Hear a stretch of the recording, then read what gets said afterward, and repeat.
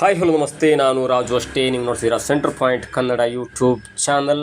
Play off ತಲುಪಿದಂಥ Gujarat Titans ತಂಡ ಹೈದರಾಬಾದ್ಗೆ ಹೀನಾಯ ಸೋಲು. ಜಿಟಿಯ ಸ್ಪೀಡ್ ದಾಳಿಗೆ SRH ತಂಡ ಕ್ಲೀನ್ ಬೋಲ್ಡ್.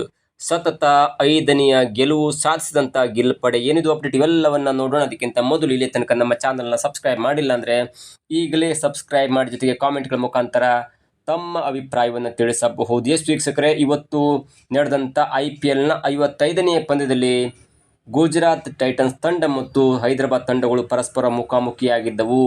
ನರೇಂದ್ರ ಮೋದಿ ಸ್ಟೇಡಿಯಂನಲ್ಲಿ ನಡೆದಂಥ ಈ ಪಂದ್ಯದಲ್ಲಿ ಮೊದಲು ಟಾಸ್ ಗೆದ್ದಂಥ ಹೈದರಾಬಾದ್ ತಂಡ ಗುಜರಾತ್ ಟೈಟನ್ಸ್ ತಂಡಕ್ಕೆ ಮೊದಲು ಬ್ಯಾಟಿಂಗ್ ಮಾಡುವಂಥ ಒಂದು ಅವಕಾಶವನ್ನು ನೀಡಿತ್ತು. ಹೀಗಾಗಿ ಮೊದಲು ಬ್ಯಾಟಿಂಗ್ ಮಾಡಿದಂಥ ಗುಜರಾತ್ ಟೈಟನ್ಸ್ ತಂಡ 20 ಓವರ್ಗಳಲ್ಲಿ 5 ವಿಕೆಟನ್ನು ಕಳ್ಕೊಂಡು 168 ರನ್ನನ್ನು ಮಾಡುತ್ತೆ. ಜೊತೆಗೆ ಈ 169 ರನ್ಗಳ ಟಾರ್ಗೆಟನ್ನು ಬೆನ್ನತ್ತಿದಂಥ ಸನ್ರೈಸರ್ಸ್ ಹೈದರಾಬಾದ್ ತಂಡ 86 ರನ್ ಆಗುವಷ್ಟರಲ್ಲಿ 10 ವಿಕೆಟನ್ನು ಕಳ್ಕೊಂಡು ಬರೋಬ್ಬರಿ 82 ರನ್ಗಳಿಂದ ಹೀನಾಯವಾಗಿ ಸೋತು ಇದೀಗ ಗುಜರಾತ್ ಟೈಟನ್ಸ್ ತಂಡ ಪ್ಲೇ ಆಫನ್ನು ತಲುಪಿದೆ. ಇನ್ನು ಇವತ್ತು ನಡೆದಂಥ ಮ್ಯಾಚ್ ಬಗ್ಗೆ ಮಾತನಾಡ್ತಾ ಹೋದರೆ, ಮೊದಲು ಬ್ಯಾಟಿಂಗ್ ಮಾಡಿದಂಥ ಗುಜರಾತ್ ಟೈಟನ್ಸ್ ತಂಡದ ಸಾಯಿ ಸುದರ್ಶನ್ ಅವರು 61 ರನ್ ಹೊಡಿತಾರೆ. ಅದರಲ್ಲೂ ಮುಖ್ಯವಾಗಿ ತಾನು ಎದುರಿಸಿದಂಥ 44 ಬಾಲ್ನಲ್ಲಿ 5 ಭರ್ಜರಿಯಾದಂಥ ಬೌಂಡ್ರಿ ಮತ್ತು 2 ಅಮೋಘವಾದ ಸಿಕ್ಸರ್ಗಳ ನೆರವಿನಿಂದ 61 ರನ್ ಮಾಡಿ ಔಟ್ ಆಗ್ತಾರೆ.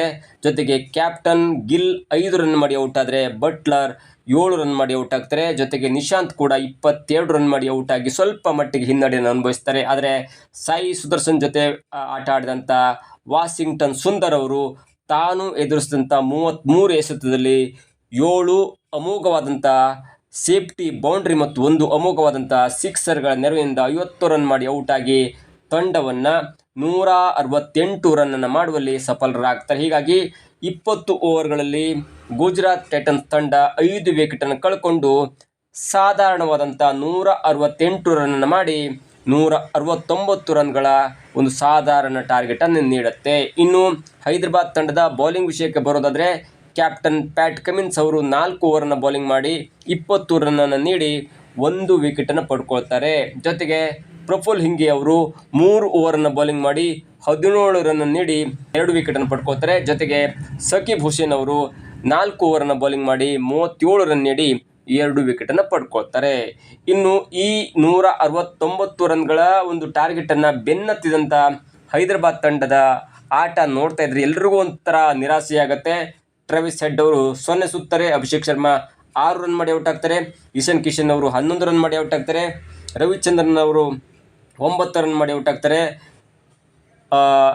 ಜೊತೆಗೆ ಫೇಮಸ್ ಆಟಗಾರ ಕ್ಲಾಸನ್ ಅವರು 14 ರನ್ ಮಾಡಿ ಔಟ್ ಆಗ್ತಾರೆ, ಸಲೀಲ್ ಅರೋರಾ ಅವರು 16 ರನ್ ಮಾಡಿ ಔಟ್ ಆಗ್ತಾರೆ, ನಿತೀಶ್ ಕುಮಾರ್ ರೆಡ್ಡಿ ಅವರು 2 ರನ್ ಮಾಡಿ ಔಟ್ ಆಗ್ತಾರೆ.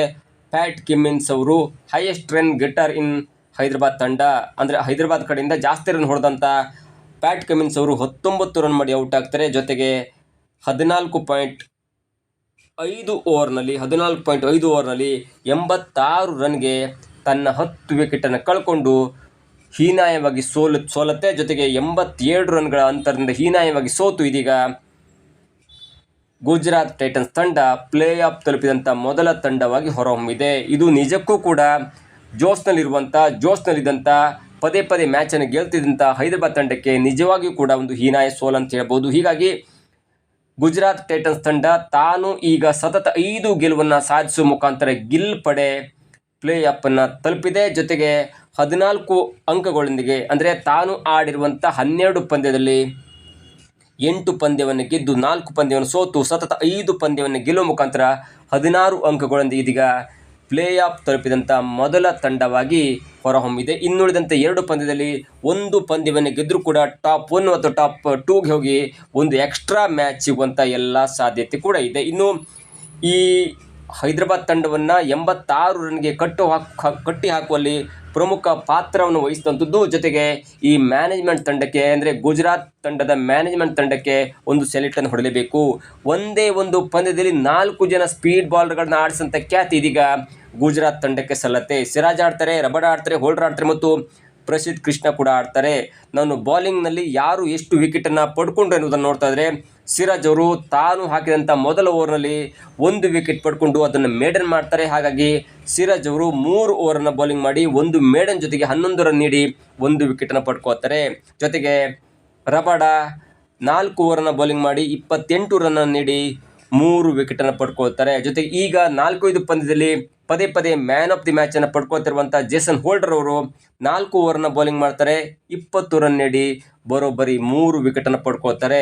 ಜೊತೆಗೆ ನಮ್ಮ ಕನ್ನಡಿಗ ಸ್ಪೀಡ್ ಬೌಲರ್ ಆಗಿರುವಂಥ ಪ್ರಸಿದ್ಧ ಕೃಷ್ಣ ಅವರು 3 ಓವರನ್ನು ಬೌಲಿಂಗ್ ಮಾಡ್ತಾರೆ, 23 ರನ್ ನೀಡಿ 2 ವಿಕೆಟನ್ನು ಪಡ್ಕೊಳ್ತಾರೆ. ಒಂದು ಹಂತಕ್ಕೆ 4 ಜನ ಸ್ಪೀಡ್ ಬೌಲರು ಬೌಲಿಂಗ್ ಮಾಡ್ತಿರುವಾಗ ಕೊನೆಯ ಹಂತದಲ್ಲಿ ರಶೀದ್ ಖಾನ್ ಅವರು 1 ಓವರನ್ನು ಬೌಲಿಂಗ್ ಮಾಡ್ತಾರೆ, ಅಂದರೆ 5 ಬಾಲ್ ಮಾಡ್ತಾರೆ, 3 ರನ್ ನೀಡಿ ಕೊನೆಯ ಒಂದು ಬ್ಯಾಟ್ಸ್ಮನನ್ನು ಸ್ಟಂಪ್ ಔಟ್ ಮಾಡುವ ಮುಖಾಂತರ ಅಥವಾ ಅವರ ವಿಕೆಟನ್ನು ಕಬಳಿಸುವ ಮುಖಾಂತರ ಹೈದರಾಬಾದ್ ತಂಡ 14.5 ಓವರ್ನಲ್ಲಿ 86 ರನ್ಗೆ ತನ್ನೆಲ್ಲ ವಿಕೆಟನ್ನು ಕಳ್ಕೊಂಡು 82 ರನ್ಗಳ ಹೀನಾಯ ಸೋಲನ್ನು ಒಪ್ಪತ್ತೆ.